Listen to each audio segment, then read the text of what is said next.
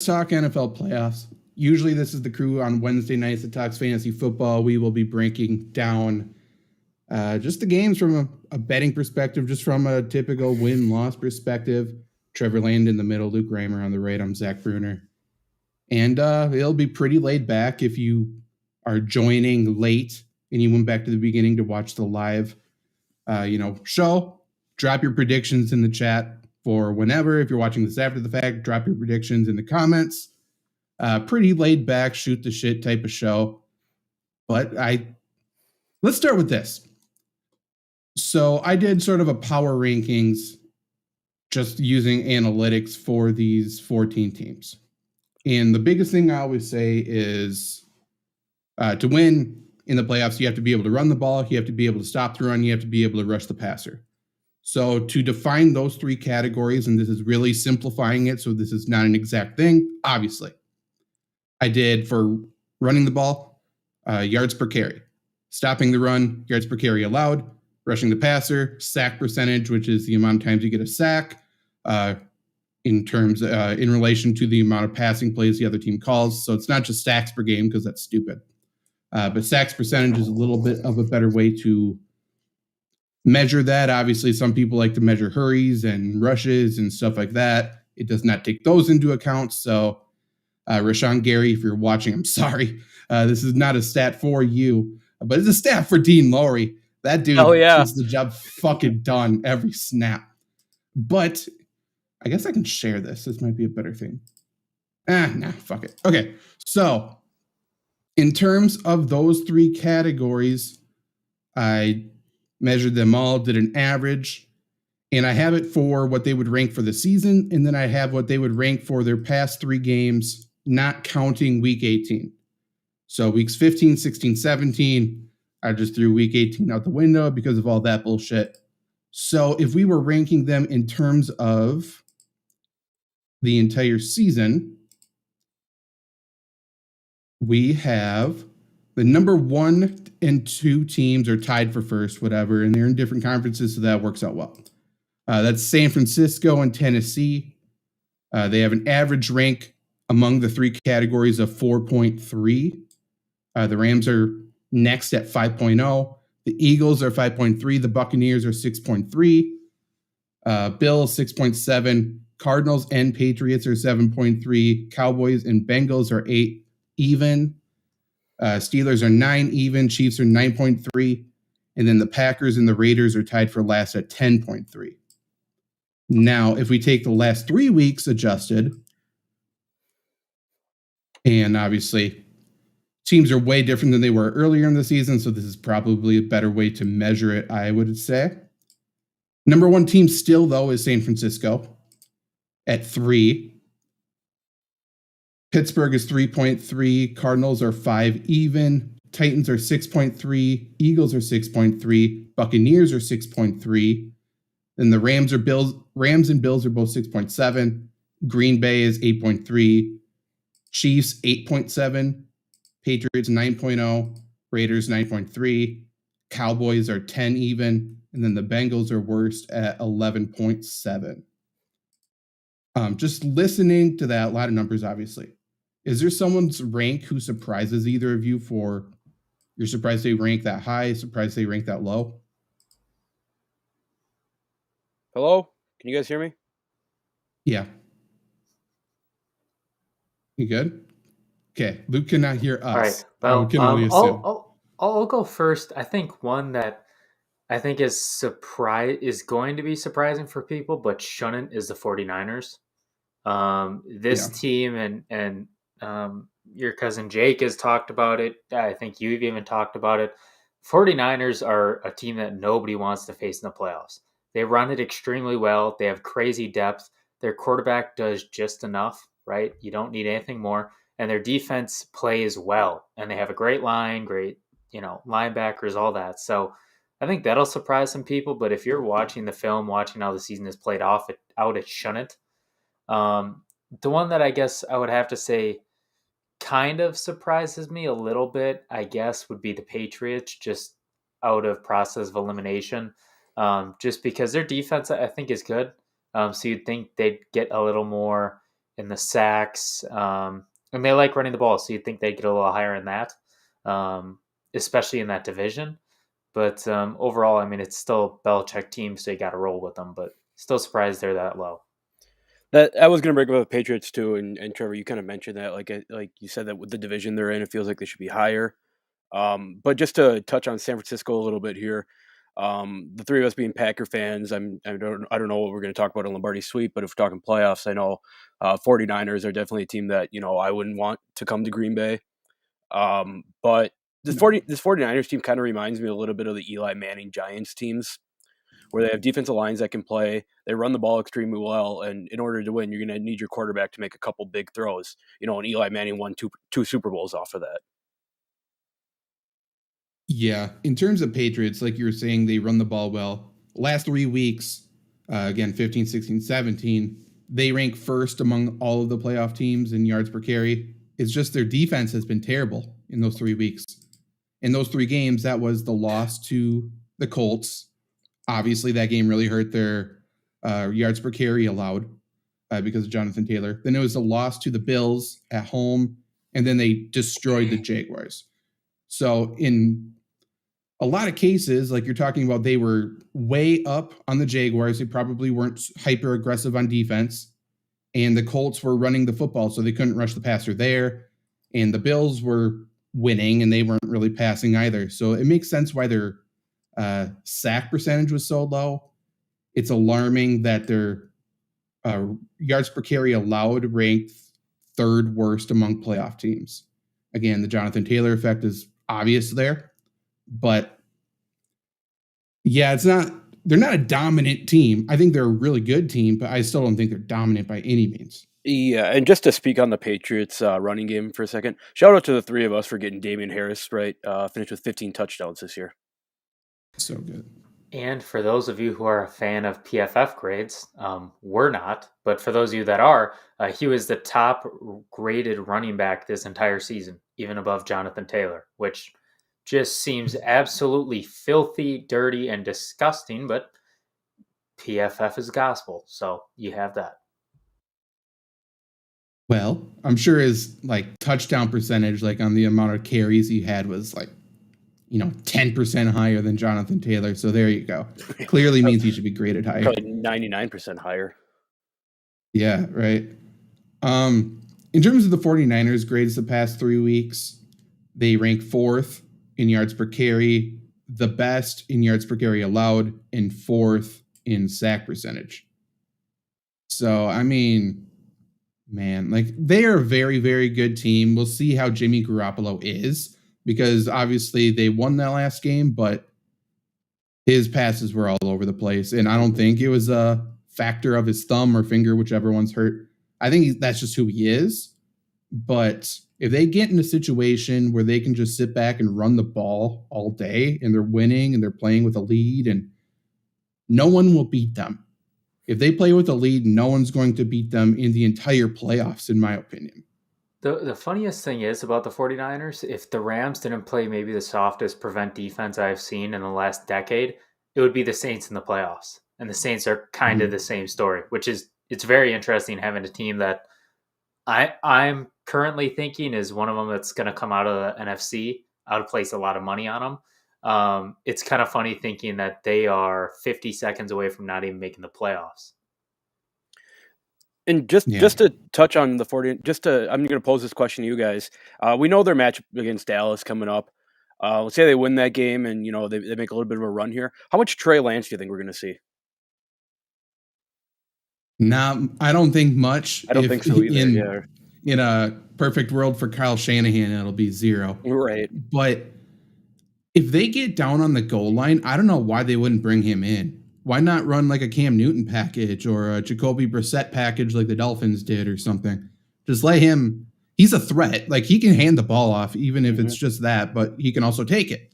That would make so much sense to do that. I guess it wouldn't surprise me if we saw that, but Kyle Shanahan doesn't appear to be a fan of Trey Lance. It feels like with him, they have the perfect personnel to start running options and triple options, especially with Brandon Ayuk coming out of the slot, Deebo Samuel being a running back now, and their 18 million other running backs. it would be deadly. Yeah. It would be so good. And by the way, Debo can throw it. Brandon Right. Ayuk can throw it. Right. Everybody can throw it to everybody. And then there's George Kittle screaming across the field, literally hitting everybody on his way there. It would be. He's in the perfect situation. If Kyle Shanahan could like suck up his pride a little bit, they would be so good, man. If he did that, I would argue and say that this team is better than any of the 49ers teams that were the bane of the Packers' existences.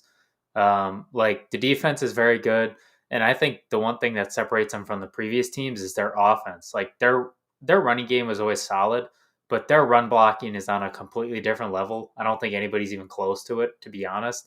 And obviously, you talk about the depth, and you have a receiver that can pass the ball. Like they have everything you need. It's just whether or not they decide they want to put it together, which is sad. Maybe it's my ignorance from playing so much Madden Ultimate Team in my life, but this feels like the perfect Madden Ultimate Team offense. It really does. It really does. And it seems weird because even as recent, probably as last year, everyone's talking about Kyle Shanahan's the greatest offensive mind in the game. Mm-hmm. And I think a very good one. And I think it's kind of the Sean McVay effect where I feel like he's standing in his own way a lot of the times.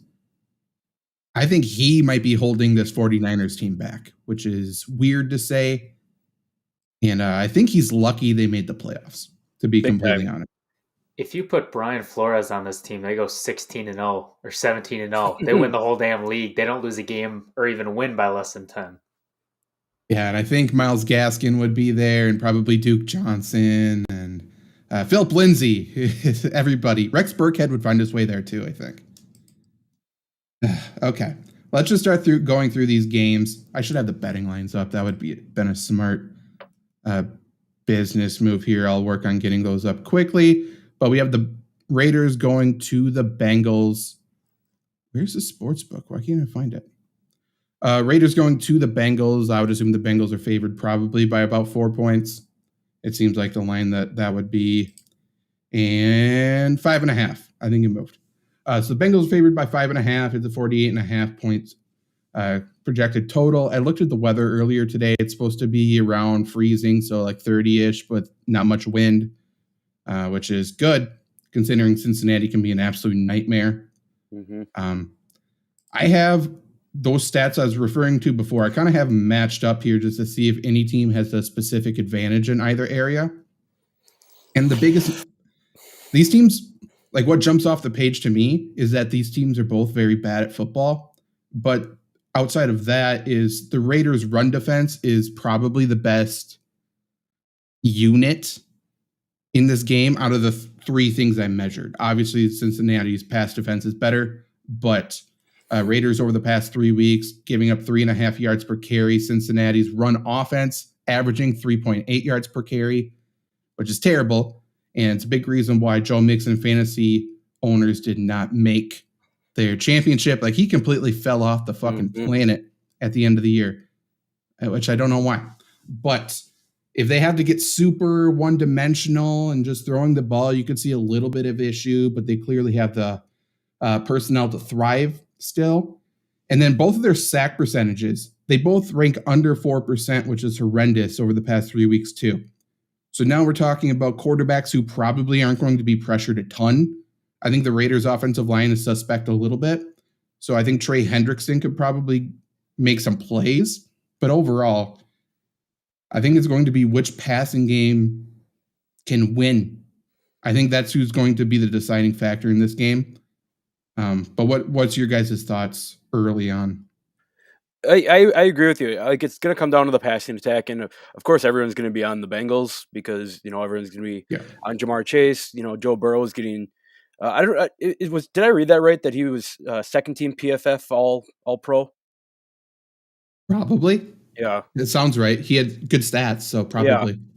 Yeah. But like I've said since Joe Burrow's, he came into the NFL. Like I think the guy's a good quarterback. I like him. He's fun to watch. But he got put into like the best spot possible. Any quarterback going to Cincinnati was going to be put in the best spot possible just of the receiver talent they have. They add some offensive linemen here or there. That might be one of the most unstoppable, passing attacks ever. But with the offensive line, as not great. The receivers have to make up for it, and they certainly have this year. I mean, T. Higgins, like we've said, he's a stud. Jamar Chase is becoming that long guy who Joe Burrow can just launch the ball to and hope he catches it. And then Tyler Boyd's just an underneath guy. Like they have all three spots of that passing offense covered. And I think I don't know, I don't know that the Raiders can totally match up with that on offense. I think in order for that to happen, they need to control the clock and get Josh Jacobs going, which may be tough, but they did it last week to get in the playoffs. Yeah, it's gonna be the tale of two storylines, and which one falls down first. One of them's gonna be, are the Bengals finally going to get the monkey off their back in terms of getting a playoff win? I mean, I saw a stat that they haven't had a playoff win since texting was invented, which is terrifying. And the other one, I mean, it's not really a storyline, but Derek Carr's played 4 games against the Bengals in his career. Granted, you can talk about the years, the personnel on those teams. That's obviously a lot of things, but only 3 touchdowns, 2 interceptions, 831 yards. It's not horrible. That's not great. I think the Bengals come out super aggressive. The only question I have is if they come out too aggressive, too anxious, fall a little behind, because I think if that happens, Derek Carr isn't great, but I think he's good enough to kind of coast to a win. And just to add on to that, you said the Bengals coming out fast and strong. It feels to me like the Bengals are in a situation where, a win is great here, but I don't think a loss is totally terrible, a playoff loss, because, they're a team that's been rebuilding for a couple of years now.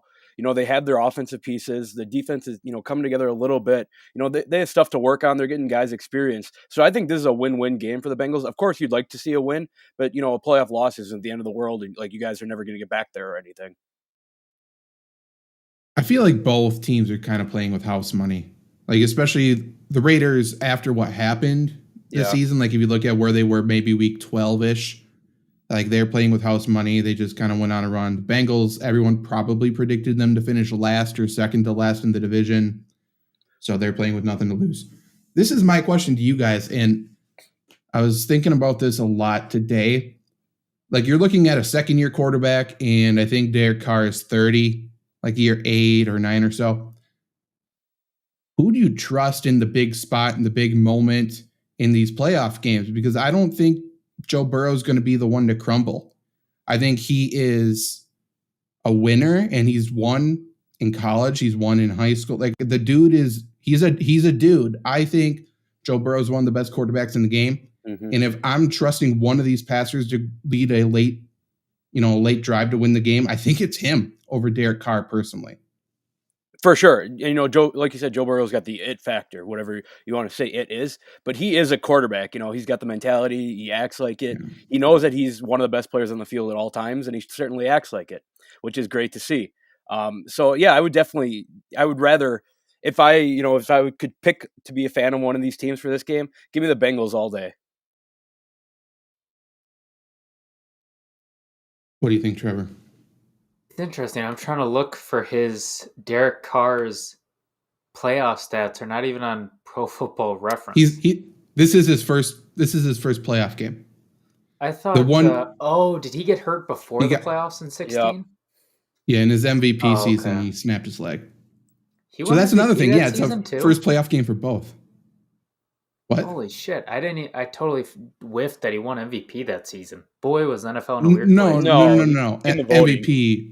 Yeah. He was having an MVP season. Okay, I was just gonna say I thought Matt Ryan won it that year, which is equally terrifying. Yes.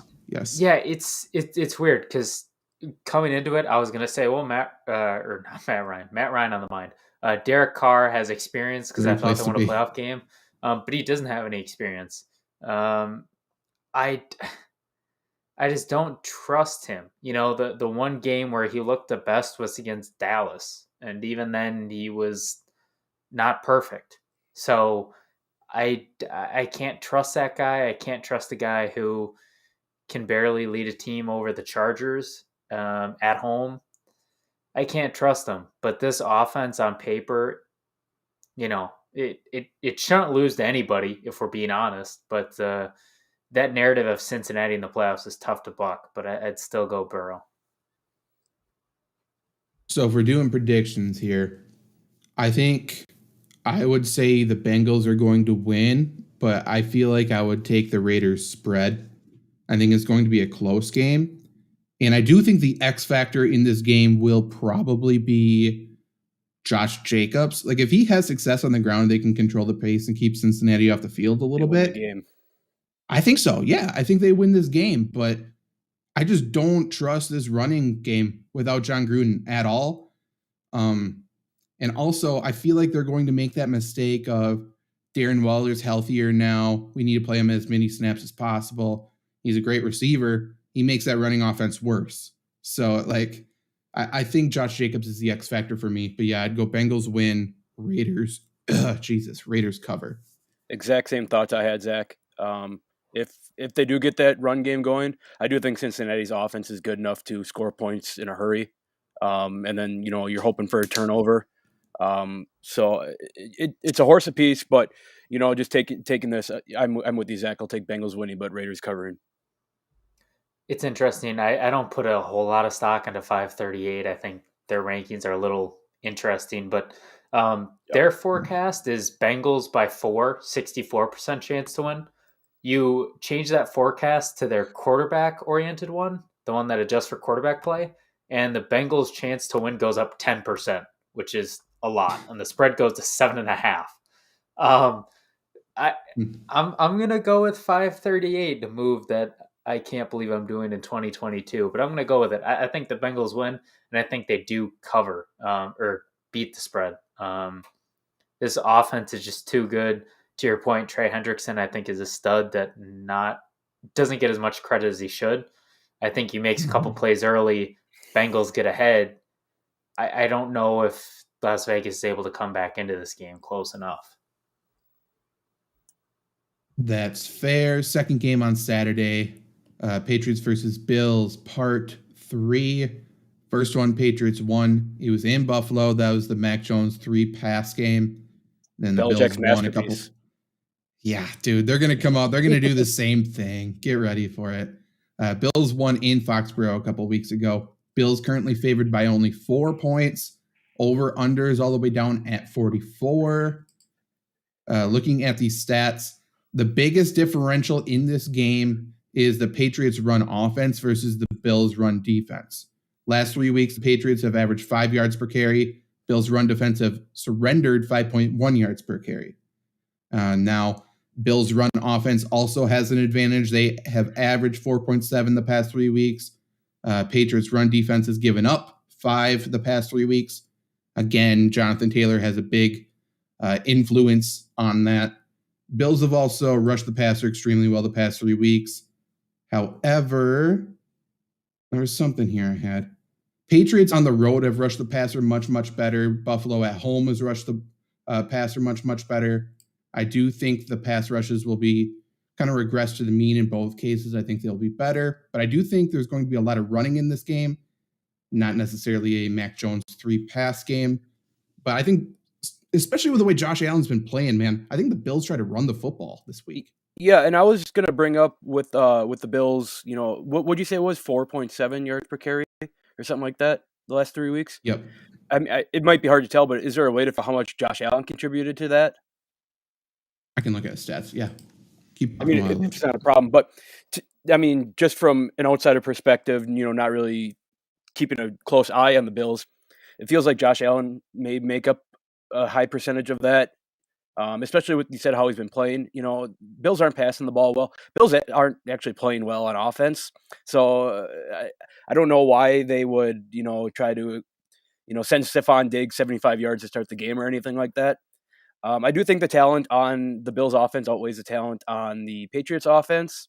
I do think these defenses are similar. I know I've been saying that the Bills defense is bad, but I feel like just relative to the Bills offense, I don't know how well this Patriots defense is going to play. So I do think that the Bills, may start off running early and open something up with a deep bomb or deep post or something to Stephon Diggs, maybe build a 7-10 point lead. And I don't know if the Patriots offense has enough to come back from a 7 to 10 point lead, maybe third, fourth quarter-ish. So in these 3 games, Josh Allen ran the ball 30 times for 169 yards and 2 touchdowns. so averaging 5.6 per carry. These 3 games were against the Falcons, the Patriots, the Panthers. Against the Falcons, where is he? Devin Singletary had 110 yards rushing. Against the Panthers, he had 86 yards rushing. So he helped out in those 2 games. But against the Patriots, Singletary had 12 carries for 39. Josh Allen had 12 carries for 64. So at least in that matchup, is certainly Josh Allen carrying the load in terms of stats there. So I think your point is good for that one. And then I feel like you can kind of throw the other 2 games out just because of those 2 opponents. But it is important to note that they've been leaning on Devin Singletary at the end of the year much more than early in the year when Matt Breida showed up for a cup of coffee and Zach Moss has been in and out of the lineup for some reason. I don't know. But yeah, Singletary has been running pretty well. And just to add on to that, what 2 better opponents at the end of the year to get Singletary going against, get him ready for playoffs than the 2 that you just named. For me, like, the Bills should win this game. They have better talent. I don't trust Josh Allen. I don't at all. Last year is looking more like a fluke than anything else. He's just not making good decisions. He's just flat out missing throws. And I can't go against Belichick and go with Josh Allen. Like, those 2 things just seem too gutsy to roll with. So I'm going to go Patriots in this one. I think it's an ugly game, but I think Bill Belichick does what he does, takes away Singletary. Do I trust in Allen? No. So I'm going to go Patriots by like 3 points.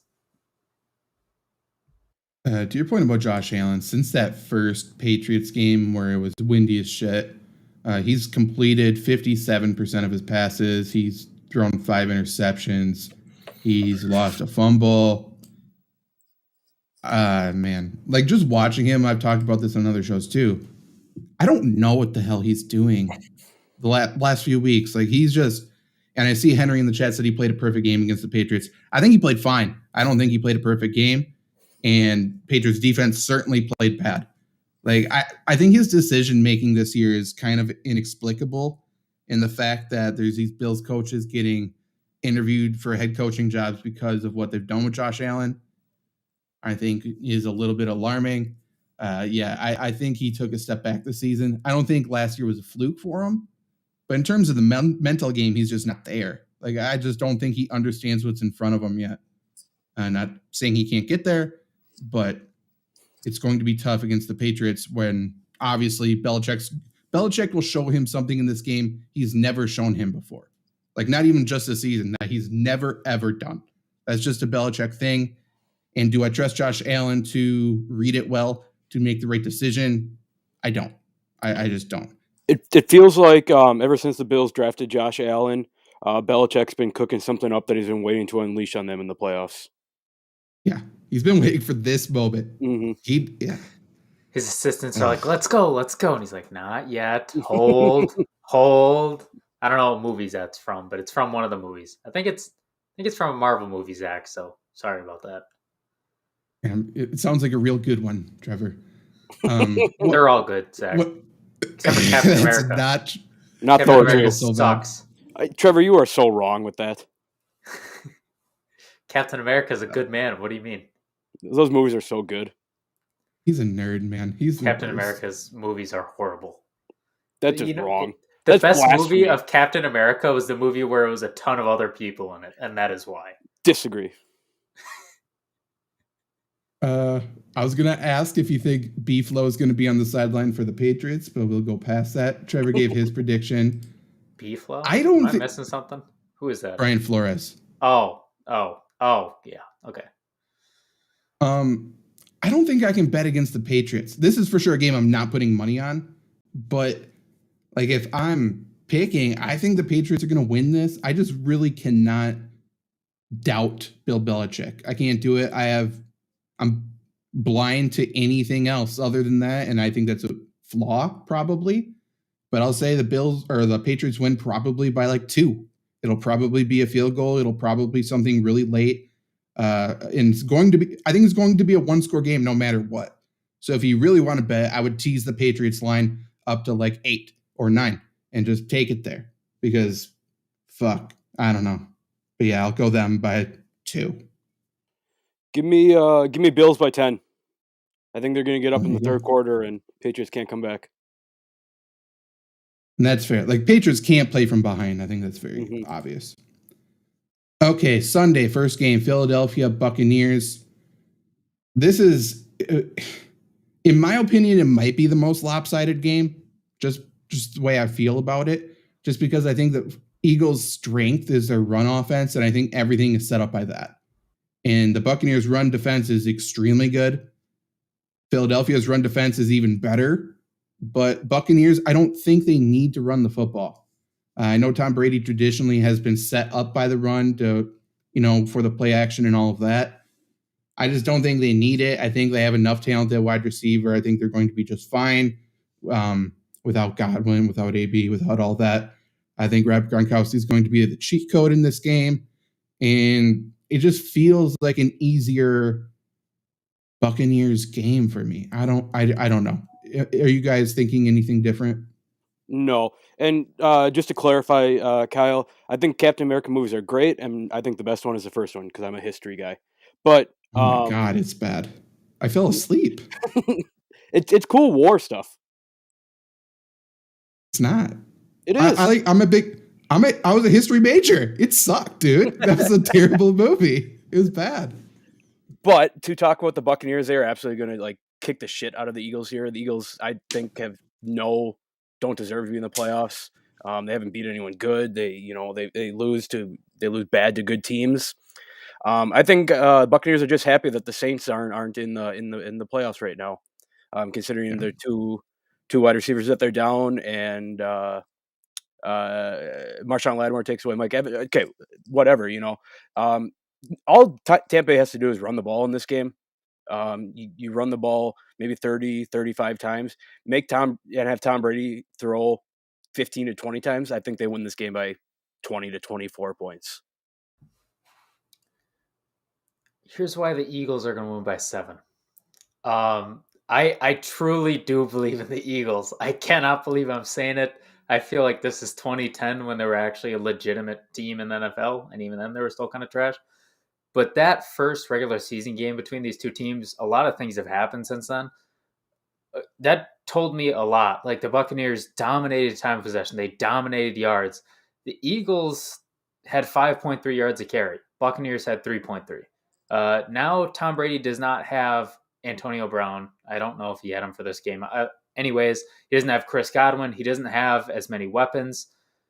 Tampa Bay's running defense is good, but from what I saw in that game, if Jalen Hurts, if they use him to run, I think they win. Jalen Hurts had a bad passing game. He missed easy passes. I don't think he's a good quarterback. But if they can utilize his legs with the running game, from what I saw in the first game, I don't see the Buccaneers stopping it. I just don't see the Eagles having any success with their running backs. Miles Sanders obviously not there. So can Jordan Howard, Boston Scott, Kenneth Gainwell. I just don't think they can do it. And Jalen Hurts, I think he's a really talented runner, and I think they should be able to have some success against Tampa Bay, but they can't run the ball 4 quarters and win this game. It just won't win it. At some point, Jalen Hurts is going to be asked to pass, and then can he make that play? And I think that will define, quite honestly, I don't think it's overreacting to say I think that will define the rest of his career. If he can make that play and beat Tom Brady and beat the Buccaneers in the playoffs, they're going to sign him to a 5-year deal, and then he's going to screw the Eagles for the next 5 years. But he'll at least get paid. And if he doesn't make that play, then he's not going to get paid. And, it is what it is. It's kind of like Heineke last year. He was very close to beating the Buccaneers. He was with them stride for stride. And that's kind of the only reason why he's still in talks to be a starting quarterback. Granted, I think he's good, but that's one of the first things that people bring up is he almost beat the Buccaneers that won the Super Bowl. And so to your point, if Jalen Hurts just looks good, they're going to be saying, well, this is the new Lamar Jackson, new running quarterback, which is completely wrong because he misses easy passes. But his career is going to be set up for this one game. You got that on the head. Henry, I'm rooting for Minshew to be in the game. I'll tell you that. Minshew Think they'd plays, be they're winning better by off. 20.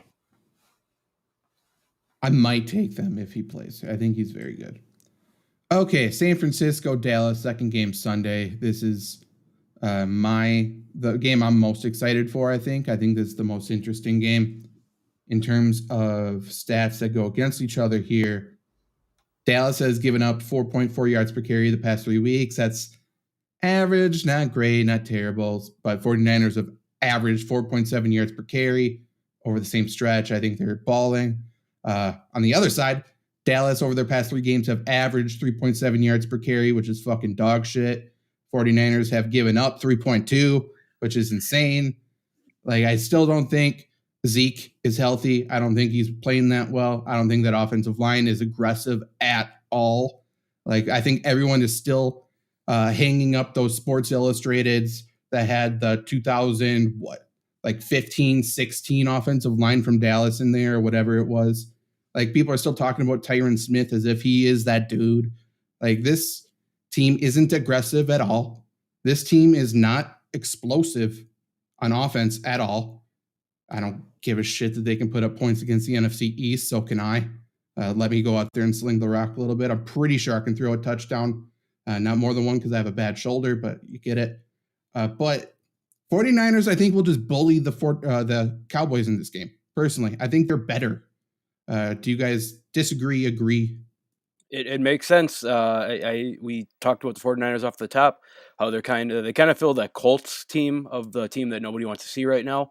And just speaking on the Colts, is that loss to the Jags like the worst loss in NFL history? It's up there. Yeah. That was pathetic. But you're right. The game plan for the 49ers should be run the ball, run the ball, run the ball, run the ball, run the ball, run the ball.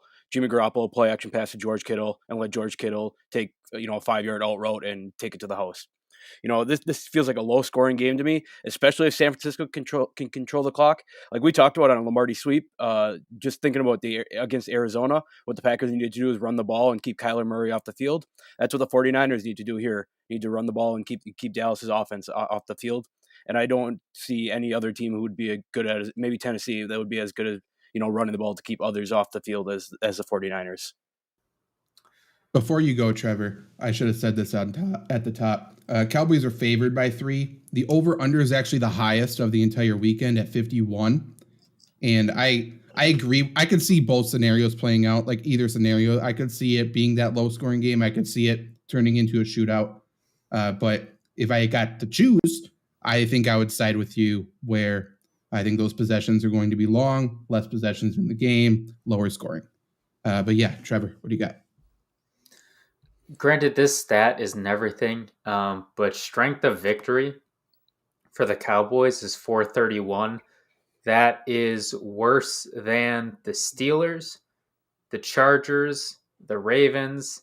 It's worse than the Jaguars. Granted, that's a little skewed, but still Saints, Vikings, Giants, and your Detroit Lions, who have the highest strength of victory. Neither here nor there. Rise and grind. Get your shirts at sportshirt.com/free, right? mysportshirt.com/grind. If you're watching on YouTube, the link's in the description. Look at that Flurry Sports logo. Look at the attention to detail. He's talking to us. He's talking to us, our coach, our boy, Dan Campbell. Get the shirt. Everybody's swooning that's watching. They're like, oh, our boy Dan Campbell. But anyways, this Dallas team wearing it, I feel like he's giving me a hug. But continue. And he wards you off from people biting kneecaps. But Dallas does the same shit every year. And it's amazing because their fans talk so much shit and then you can throw it back in their face. Their fans also don't know football. That's beside the point. That's just a little personal gripe. But this doesn't spell Dallas at all. I think 49ers, like you said, are underdogs by 3 points. I'm hammering the hell out of that. I might even take the money line because Dallas hasn't proven anything. Their offense is inconsistent as hell. And if you keep running, you're just going to wear Micah Parsons down. And he is their whole defense. Trayvon Diggs is not good at all. He's not a good cornerback. I think I saw a stat. He has as many pass deflections as interceptions, which is terrifying. But, I mean, nothing scares me about this Dallas team. And San Francisco's hot, man. And the hot team usually wins, just ask the Atlanta Braves. I don't think I'd go as far as saying nothing about Dallas scares me. I think they're a scary team when they're clicking, and I think that defense is scary just because they're a rhythm defense. Like, I think Trayvon Diggs is like Marcus Peters from a couple years ago. He takes chances at everything, and he misses 75% of the time. Then 25% of the time, he makes a play. But if you're in a rhythm, if you drain 5 threes in a row, you're taking a heat check next time you go down the floor because the rim just looks bigger. That's what this Dallas defense is. Micah Parsons, when he gets in a rhythm, no one can block him. Trayvon Diggs can basically read the quarterback's eyes, knows exactly what the route's going to be. You've seen that with Rasul Douglas sometimes in Green Bay this year too. Like, you just know what's going on. There's an it factor about cornerbacks, and Trayvon Diggs may not be a good corner, but he has that it factor. And it's one of those things. They scare me. But, like, it goes back to that run offense, man. If Dallas can't run the football, and I don't think they will be able to, can Dak lead them to victory? And he hasn't been good this year. I think more often than not, especially in the back half of the season, I don't think he's been very good. So, yeah, when it comes down to that, fuck it, man. Like, I like the 49ers, and Cowboys can suck it. I don't care. Here's a fun pick 'em over under on Underdog is Kyle Juszczyk over under 7.5 receiving yards. Oh yeah. The juice is loose. Let's go. Yeah, I like that one a lot. Actually, I'm with you. Did you give a prediction, Luke? I'm sorry, I can't. No, I think 49ers by 7-10. I mean, it's gonna be a close game, but if it's not gonna feel, if I'm a San Francisco fan, it's not gonna feel like I'm ever in danger of losing this game with how well I'm projecting them to run the ball and to play against a Dak Prescott who's a lot different than last year's first half of the season. Dak Prescott. Caveat, and I should have looked at this. I think Trent Williams is fine. Says he intends to play. If he's out there, I think he's good. Then I think they win. If Trent Williams, for some reason, for the 49ers, does not play, things get dicey because he's the best offensive lineman in football. He's stupid, man. He's so good. Not Quentin Nelson? No, Quentin Nelson looks really, really big, though. That's cool. Not Royce Newman? Well, he's obviously answering that question without Royce Newman because he's the solidified top. Yeah, Royce Newman's not a lineman. He's a football player. He can play whatever position you want. He'll play them all about the same level too. You know when they're recruiting out of high school and they have athlete, that's Royce Newman.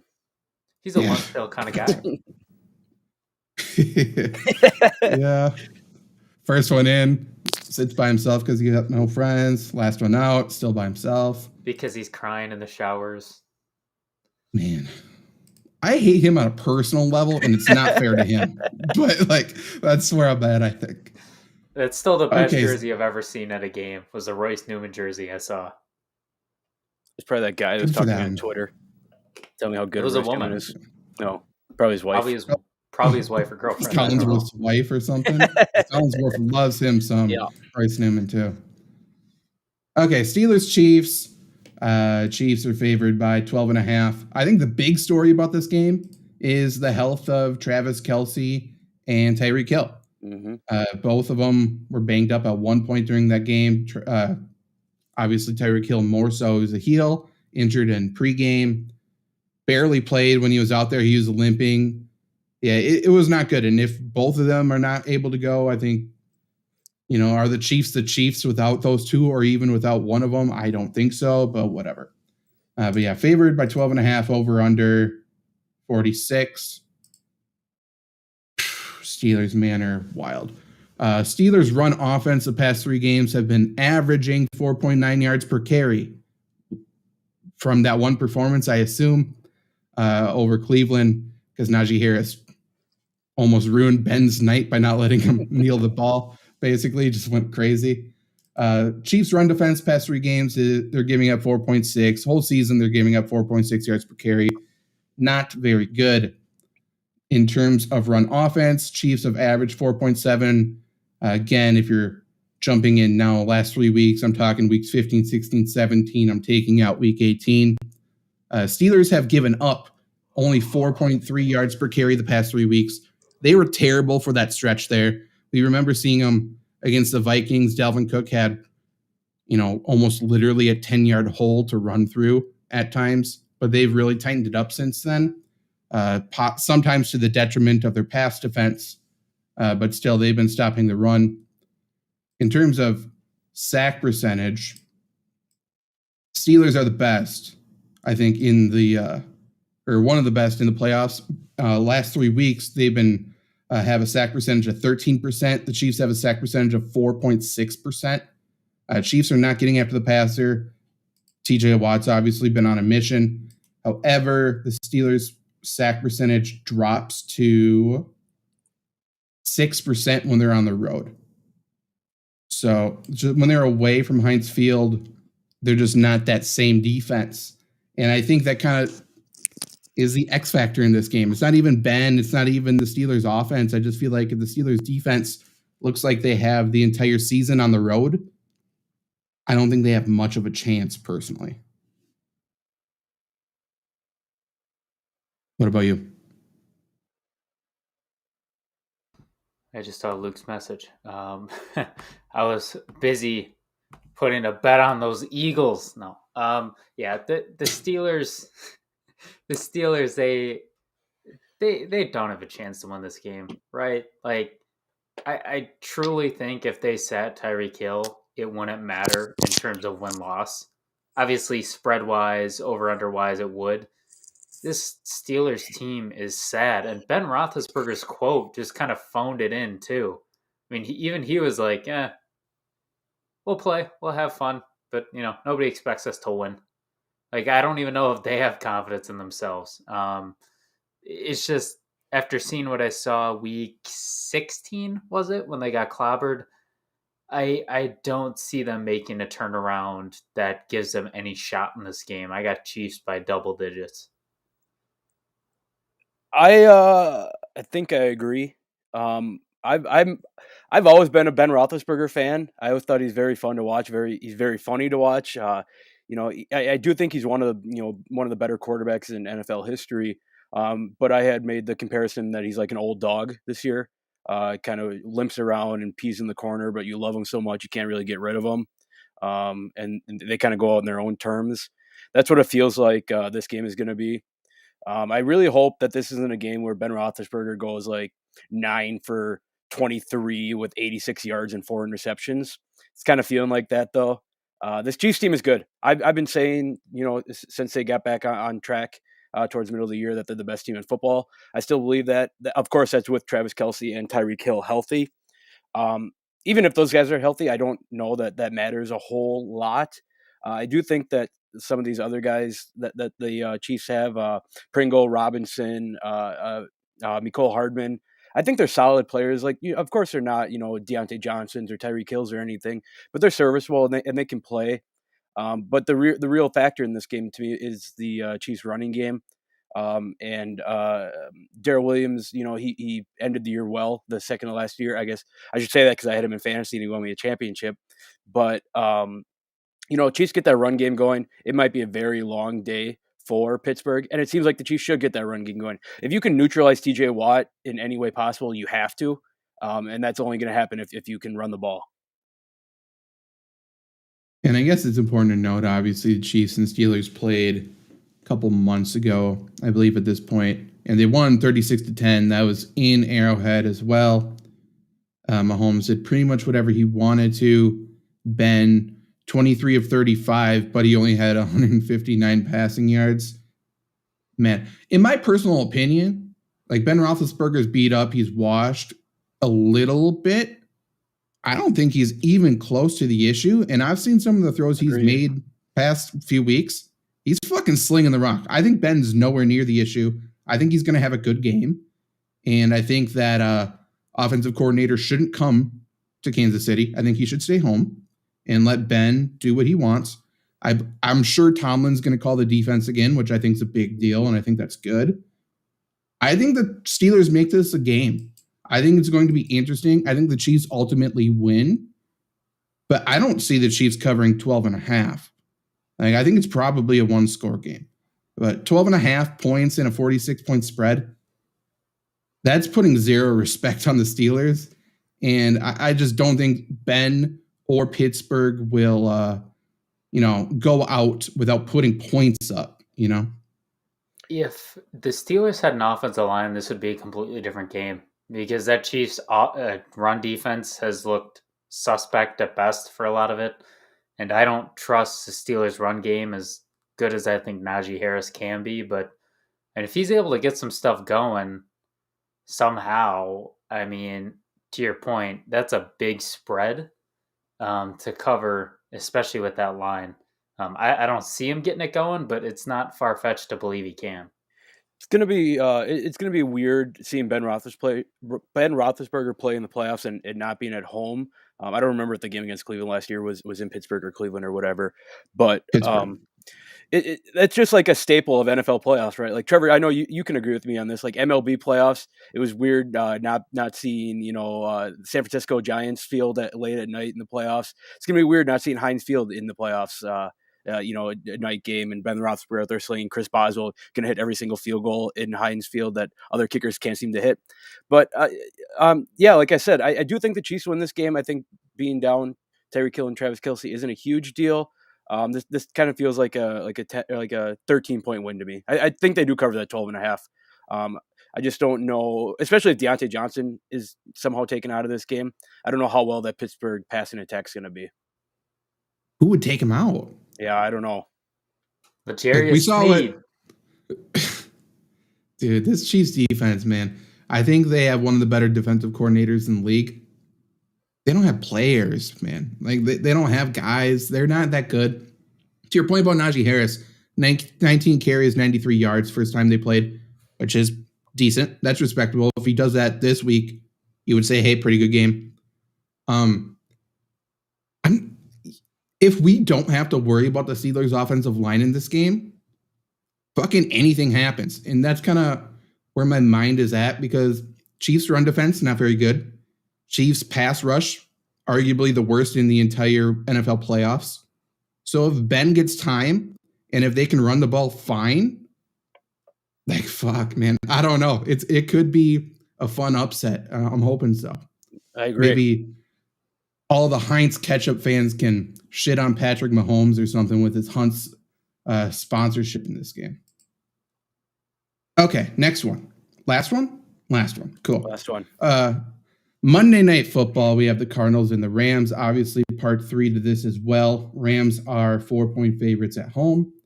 49.5 projected total.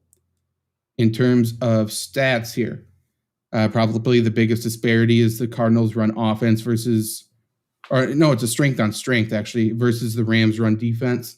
Cardinals are averaging 4.9 yards per carry the past 3 weeks. Rams are giving up 4.3, so that's pretty good.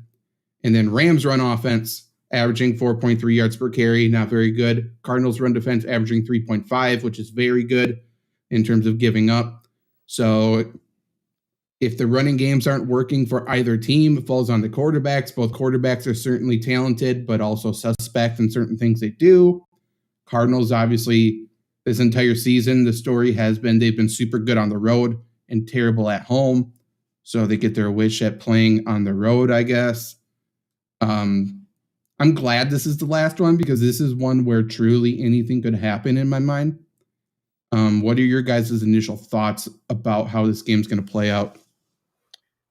I don't know if you guys feel the same way, but to me, these last couple of weeks, Matt Stafford, he's played all right, but he hasn't played, winning football in my mind. And maybe that's because I'm biased because I like Jared Goff, but the Rams need Matt Stafford to play well. You know what you're going to get out of the Cardinals. I mean, I believe, Cliff Kingsbury is not super complex by any means.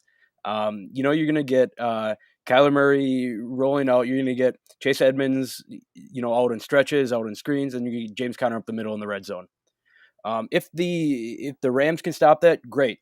It's all going to come down to Matt Stafford, who doesn't have a whole lot of playoff experience, I should say. So I'm very excited to see what Matt Stafford does, because, this is really his first good team that he's on in the playoffs. This is really the first time he's had expectations behind him. So to see how he fills that expectation is going to be big. This is a legacy game for Matt Stafford in my mind. He's kind of on that fringe of people say, yeah, he's good, but he hasn't really won anything. Like, this is his chance to win something. He's got the team around him to do it. And I do think he carries on with that. I don't think this Cardinals defense is great enough to stop Matt Stafford if he's clicking on all cylinders. Cooper Kupp's he's always going to be open. They incorporated Tyler Higbee a little bit in week 18 there. I wonder if that translates. But if Matt Stafford can get going, I do think the Rams can win this one handily. 14 points. I think it's a legacy game for Kyler Murray too. If he doesn't win a playoff game or this game, I don't think a lot of people really take him seriously until he wins one. Like, this is a team that I don't care if they're going on the road. They started 7-0. They had like all the opportunities afforded to them, and they screwed up every single one of them. They lost to the fucking Lions on the road by a lot. Like, the Lions have beat some good teams, but good Lord. I truly have no clue what's going to happen. All I know is that I bet on Arizona to cover the spread, which is currently 4 to the Rams, just because I don't think the Rams are capable of blowing anybody out. And in their 2 games with the Cardinals, they have not. I don't trust either of these quarterbacks. They're both going to make multiple mistakes. It's about who capitalizes. And I have no clue who's going to capitalize. All I know is that I don't think there's any way this game is decided by more than 10 points. If you look at the stats between the 2 matchups between them this year, like Rams side, a lot of it's pretty much the same, nothing too crazy. Cardinals, in their win in Los Angeles, they had 40 rushing attempts, really 38, because 2 were Colt McCoy kneel downs. But let's say 40 rushing attempts for 216 yards. They went crazy. Chase Edmonds had a 54-yard run, so that helps it out a little bit. They still ran the ball extremely well. They won by 17 points. That was back in week 4 or 5. Now, when they were at home, Kyler Murray was their leading rusher with 61 yards. They ran 22 times for only 103 yards as a team. James Conner had 13 carries for 31 yards. Still had those 2 touchdowns out because he's a stud. That was that game where he caught all those passes and AJ Green did his thing. So like, it really comes down to like, can they run the ball or not? Because Kyler Murray's not going to lead your ass to victory. The dude sucks. So like, can they run the football and force that Rams defense to play both the run and the pass? At that point, that Rams defense isn't very good. I continue to say they're a finesse team. They're not a physical team. If you run downhill at them, Aaron Donald's going to not look like Aaron Donald everyone thinks he is. He's going to look more like Sam Darnold. Like the dude, he's fine, man. But Rams rushing defense isn't great. If you go straight at them, they're not going to be great. That takes Jalen Ramsey out of the game as well. Cardinals, I do believe, are a physical running team more than anything else. I think that's their identity. And because of that, I think this is a fucking scary game for the Rams. But it's also one of those things where desperation is set in for the Rams, and it hasn't set in for the Cardinals. It's kind of one of the, we talked about this with the Raiders Bengals. Would a loss kill either of those franchises, organizations? No. Would a loss kill the Cardinals? No. They took another step this year. Rams need a Super Bowl this year because they're fucked in the future. So I think desperation alone gets them to win. Will they cover 4 points? That's a number I won't bet on just because it could be a field goal, it could be whatever. So I'd say, it's between that 3 to 5 point probably where it's going to end up. But I do think the Rams will get the win. I could see sloppy play from both quarterbacks, though, if I'm honest. Totally fair. So obviously, Zach, when we're saying, teams that can afford a playoff losses, teams with, with brighter futures who have a chance to make it back. Teams who can't afford a loss in the playoffs right now are the Packers, obviously. Who else? Would you put anyone else? Buccaneers. Steelers, maybe?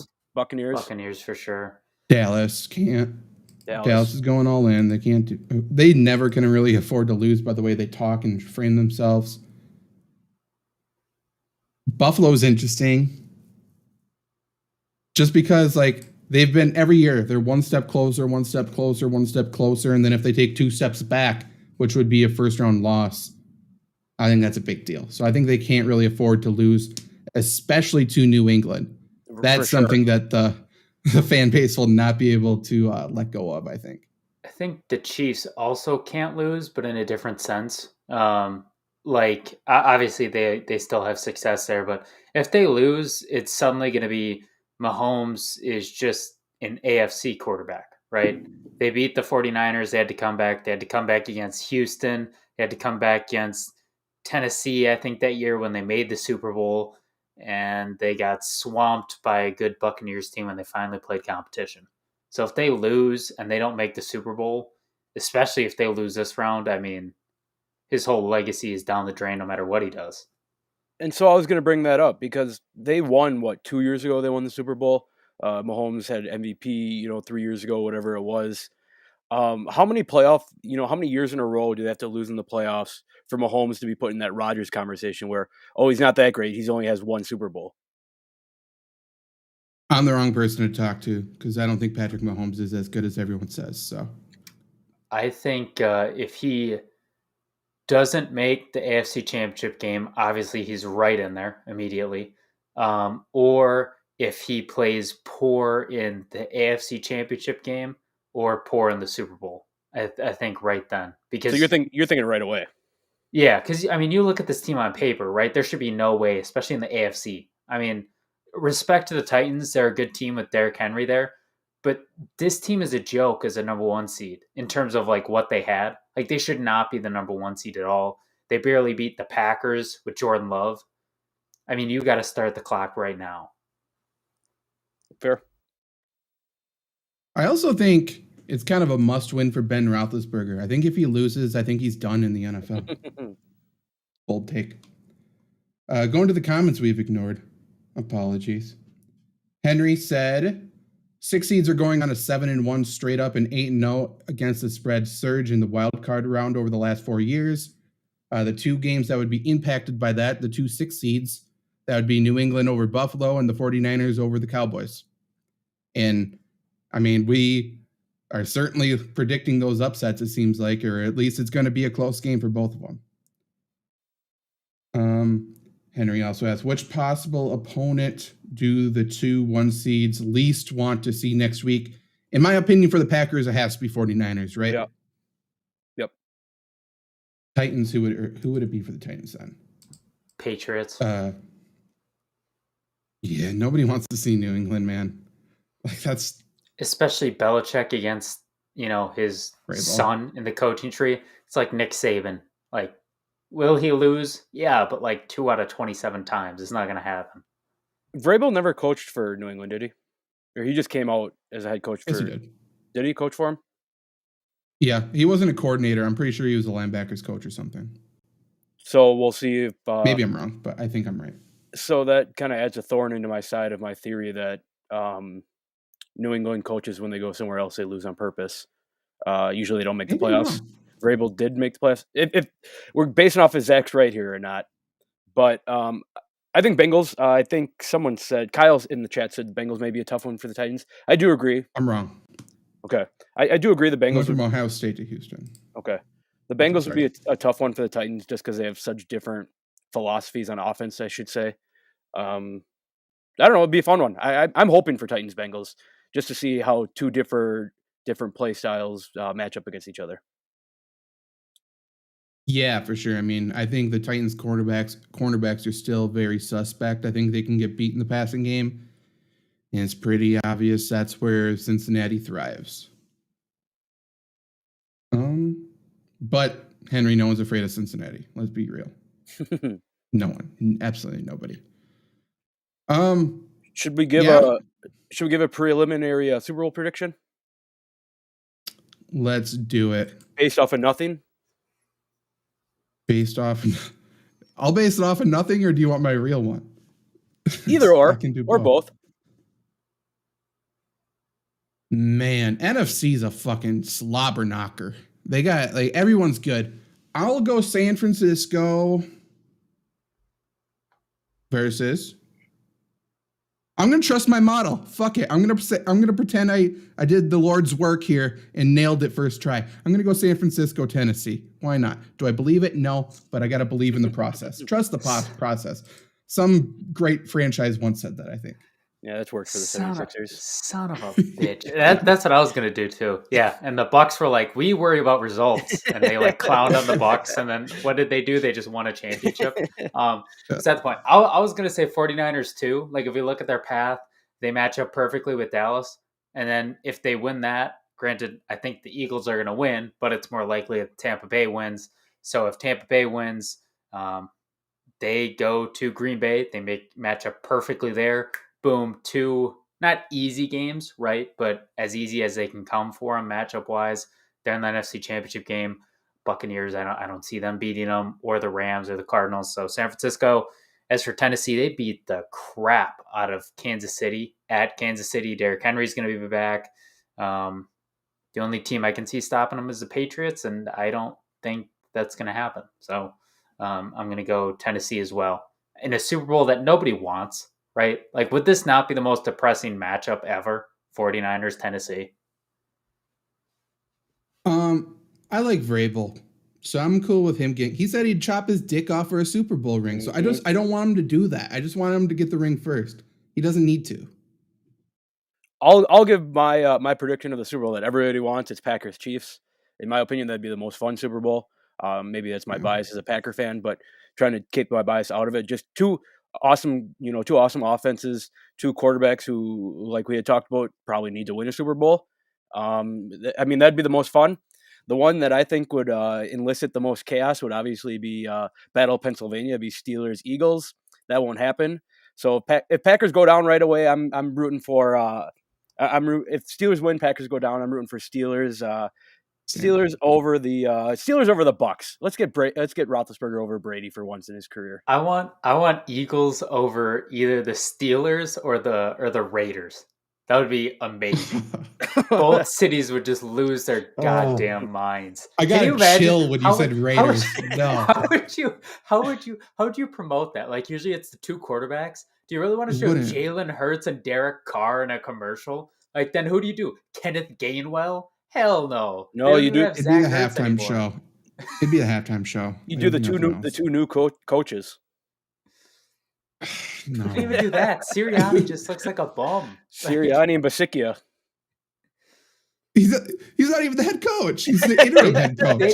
They'd show Daniel Carlson. They'd show the kickers. They'd just be like, screw it, we can't show these guys. I'm fine with that. Show Daniel Carlson. Show the Vikings what they lost. Like, you thought this guy wasn't good enough. And then you brought in the greatest kicker in NFL history. And I'm pretty sure Carlson has won like 6 special teams player of the week awards too, which is hilarious. I don't know what's in the water there, but their kickers are cursed forever, and it's the greatest thing of all time. They made Dan Bailey untouchable. Yeah, he was terrible. He was so good before that. Anything else you guys want to say before we get out of here and mentally prepare for a Lombardi sweep?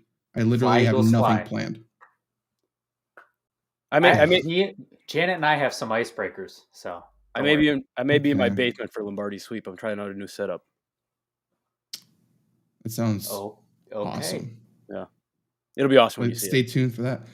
Luke will give a basement tour. Stay tuned for Lombardi sweep in like 15 minutes. It'll be exhilarating, and for audio listeners, Luke will use so many descriptive words. It'll be fantastic. You know, in college, I was thinking about being a creative writing major, but it didn't work out. So I do have a little bit of it in my blood. I don't think that's how it works. Okay, we'll be back in like 15 minutes.